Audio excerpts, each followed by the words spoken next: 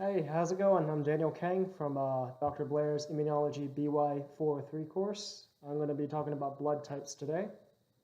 Blood types are important because, in the case of transfusions or significant blood loss, people need to receive plasma and blood to continue to live. So I'll be talking about the different blood types that there are and the significance of each type. I'll just leave this here. How about you grab I'm it? recording. Well, anyway, there are 4 different blood types that we know of. There are A, B, AB, and O blood types. The difference between each one is in their antigens. Specifically, their cell surface antigens. Either they can be A antigens or B antigens. And obviously, that's how each name became apparent with each blood type. So we'll start with the type A blood. If you'll hand this to me, good sir. Thank you. So with type A blood, this one has cell surface receptors for only type A antigens and not B antigens. And that's significant because it won't produce antibodies for type A. And therefore, it can receive type A blood continually, and it won't create an immune response. Secondly, with type B blood, there's B surface cell antigens, and it only has antigens for the B antigen on type B blood, and it won't produce B antibodies for that, so we can only receive type B blood. Try to get a better look at that. And then you have another type, it's called type AB blood. This one actually has both cell surface antigens for type A, for A antigens and B antigens. These can receive both bloods from AB blood, A blood, and B blood.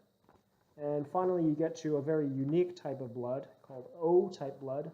And this one does not have either A or B antigens on their cell surface receptors. Therefore, this blood can be donated to both AB and AB blood, or all 3 of them, not both. But it can only receive blood from O, which brings me to my point on who can receive which blood from who. So, on which blood can receive from which blood type, as with type A blood can receive blood only from either type A or O blood, since O does not have any sort of surface antigens. Type B blood can only receive blood from type B blood and obviously O blood. And AB blood can only receive blood from, well, actually, AB blood can receive blood from both A and B blood and type O. So AB is considered the universal receiver for blood. So this type of blood has, as I've stated before, cell surface antigens from type A and type B. So it can receive blood from all those types of bloods. Another important factor when considering blood is the rhesus factor. This is a recently discovered, well, not recently, but it's been not that long since it's been discovered. So rhesus factor is important in the aspect of, again, with transfusions, because you have rhesus negative and rhesus positive.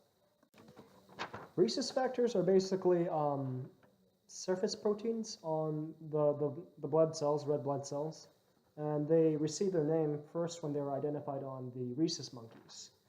Now, as with blood, it can be negative or positive, and rhesus negative blood is said to be with individuals with genotypes that code for non-functional products of the rhesus gene. And anyone else or any other individual is considered to be rhesus positive. So just based on that one factor, you're either rhesus negative or rhesus positive. So with the case of blood transfusion, it's not that big of a deal once you're an adult, but this is very problematic for newborns and infants. So let's give this scenario. A woman is pregnant with a baby, and during birth, she has the blood type of whatever blood type she has, but her rhesus factor is negative. However, the baby she is in term with is considered rhesus factor positive. So in the initial first pregnancy that she has, no reaction occurs, but the body and the immune system will remember that there was an instance of a rhesus positive blood type in a rhesus negative environment. Therefore, antibodies will be created against the rhesus positive fetus because of its blood. And in that initial first pregnancy, that isn't much of a problem because it's not going to affect the baby in any way.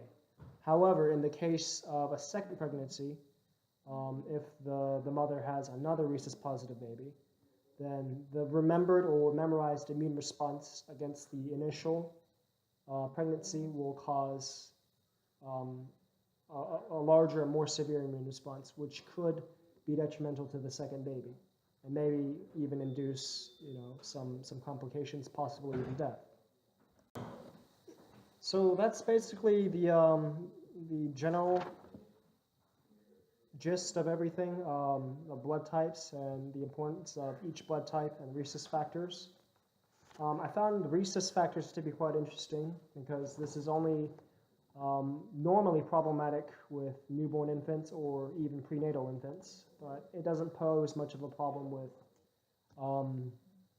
adults or older people because they have more developed immune systems and they can handle the different blood types better.